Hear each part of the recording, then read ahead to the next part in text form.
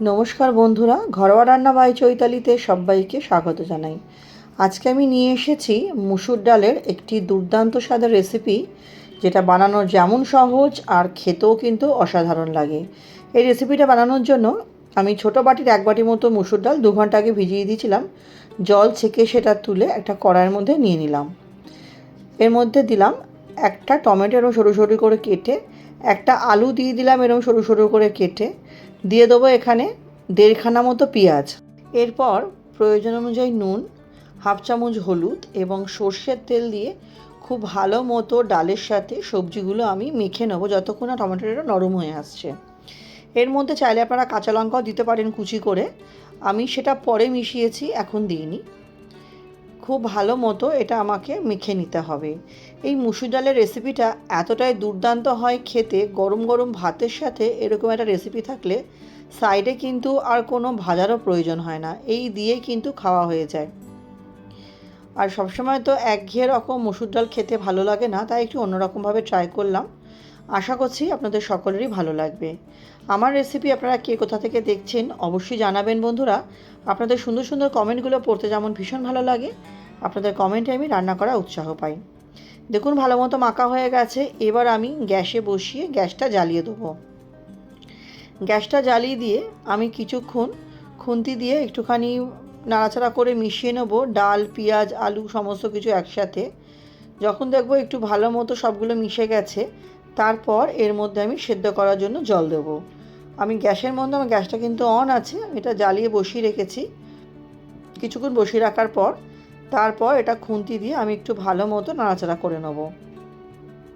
যারা আমার ভিডিওটি দেখছেন কিন্তু এখনও অবধি এটা লাইক দিতে ভুলে গেছেন, অবশ্যই একটি লাইক দিয়ে ভিডিওটি দেখা শুরু করবেন। চ্যানেলে যারা নতুন, ভিডিওটি প্রথমবার দেখছেন, আমার রেসিপিগুলো ভালো লাগলে চ্যানেলটি সাবস্ক্রাইব করে পাশে থাকা অনুরোধ রইল।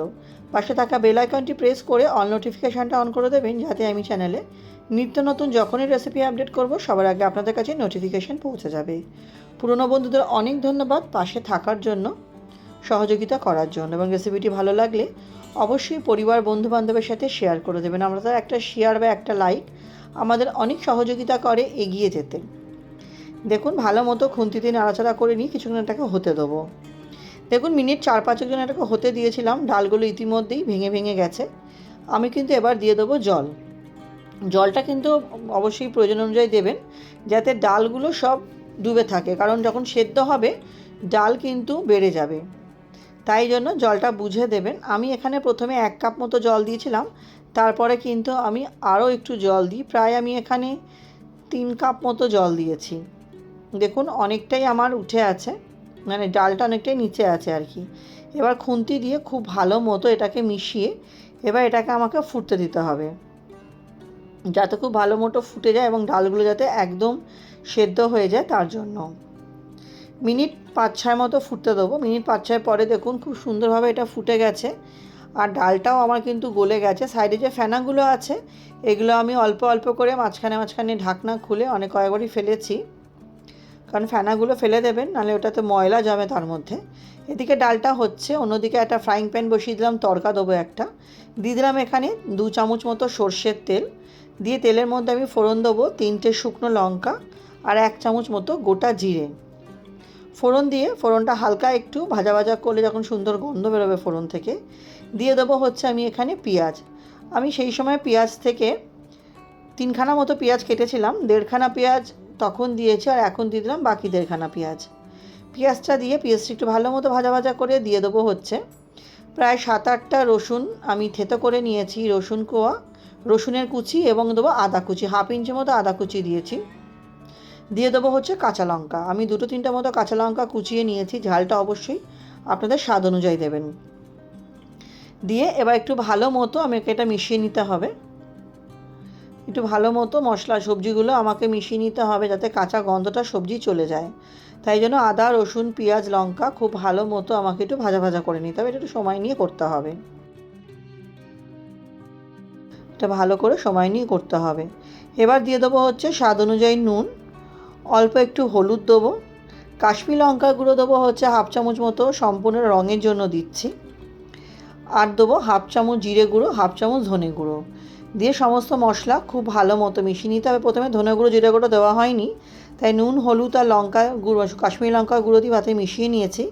তারপর আমি জিরে গুঁড়ো, হলুদ গুঁড়োটা দিয়েছিলাম, দিয়ে খুব ভালো মতো কষিয়ে নিতে হবে যাতে গুঁড়ো মশলার কাঁচা গন্ধটা আমার চলে যায়। এই রকমভাবে ডাল বানালে যেমন আপনারা গরম গরম ভাতের সাথেও খেতে অসাধারণ লাগবে, সেরকম কিন্তু রুটি দিয়েও এটা মন্দ লাগে না, দুর্দান্ত লাগে খেতে। দেখুন আমার এই তরকাটা খুব ভালো মতো পেঁয়াজ, আদা, রসুন, সমস্ত গুঁড়ো মশলা খুব ভালো মতো কিন্তু আমার কষানো হয়ে গেছে। এবার এটাকে আমি ডাইরেক্টই ডালের মধ্যে দিয়ে দেবো। ডালের মধ্যে এটা আমি ডাইরেক্টই দিয়ে দিলাম। আর এই ফ্রাইং প্যানের মধ্যে আজ একটু মশলা লেগে আছে, তার জন্য অল্প একটু ডাল ওর মধ্যে দিয়ে একটু ভালো মতো নাড়িচাড়ি সেটাও দিয়ে দেবো। খুন্তি দিয়ে এদিকে খুব ভালো মতো মশলাটা আমি ডালের সাথে মিশিয়ে নিচ্ছি। এটা আপনারা রাত্রিবেলা যদি মনে করেন খাবার কিছু নেই, তখন কিন্তু জাস্ট খুব অল্প সময় লাগে, যেহেতু হাতে মেখে সম্পূর্ণটা বসিয়ে দেওয়া, তরকাতে তো বেশিক্ষণ সময় লাগে না, খুব বেশি হলে 15 থেকে 20 মিনিট লাগবে। রাত্রিবেলা কিন্তু গরম গরম বানিয়ে খেতেও দুর্দান্ত লাগে। আমি রাতে এটা রুটির জন্যই বানিয়েছিলাম। দেখুন খুব ভালোভাবে কিন্তু আমার এটা ফুটে গেছে। এর মধ্যে খুব সামান্য একটু চিনি দেবো সমস্ত স্বাদকে ব্যালেন্স করতে। চিনি দিলে কিন্তু মিষ্টি হবে না, আর এটা স্বাদের ব্যালেন্স হবে। আর ডালটা আমি এত পাতলা রাখবো না, একটু ঘন করে নেব। তার জন্য খুন্তি দিয়ে ডালটা একটু ভালো মতো নাড়িচাড়ি নিচ্ছি, আর দেখেও নিলাম ডালগুলো একদম গলেছে, কিন্তু দেখুন সুন্দরভাবে এটা কিন্তু ফুটে গেছে। এই পর্যায়ে এর মধ্যে আমি দিয়ে দেবো হচ্ছে কস্তুরি মেথি। কস্তুরি মেথিটা এই হাতে মাখা মসুর ডালে দিলে দুর্দান্ত লাগে খেতে। আপনারা চাইলে কস্তুরি মেথি জায়গায় ধনেপাতাও দিতে পারেন, ধনেপাতা দিলেও দুর্দান্ত লাগে খেতে, আর কস্তুরি মেথি দিলেও দারুণ লাগে। দুটো দুরকম টেস্ট, কিন্তু দুটোর ক্ষেত্রেই খেতে অসাধারণ লাগে। ভালো মতো কস্তুরি মেথিটা মিশিয়ে নিলাম, তাহলে এটা আমার রেডি হয়ে গেল গরম গরম পরিবেশন করার জন্য। তাহলে বন্ধুরা রেসিপিটা কেমন লাগলো অবশ্যই কিন্তু জানাবেন। রেসিপিটা এতক্ষণ ধরে আমার সাথে ধৈর্য সহকারে দেখার জন্য আপনাদের সকলকে অসংখ্য ধন্যবাদ। আমি একটা সার্ভিং প্লেটে সার্ভ করে আপনাদের দেখিয়ে দিলাম। তাহলে আজকের মতো ভিডিওটা আমি এখানেই শেষ করলাম। নেক্সট দিন আবার হাজির হব নতুন কোনো রান্নার সাথে। সবাই খুব ভালো থাকবেন, সুস্থ থাকবেন, সাবধানে থাকবেন। আর রেসিপিটা কেমন লাগলো অবশ্যই কিন্তু কমেন্ট করে জানাতে ভুলবেন না।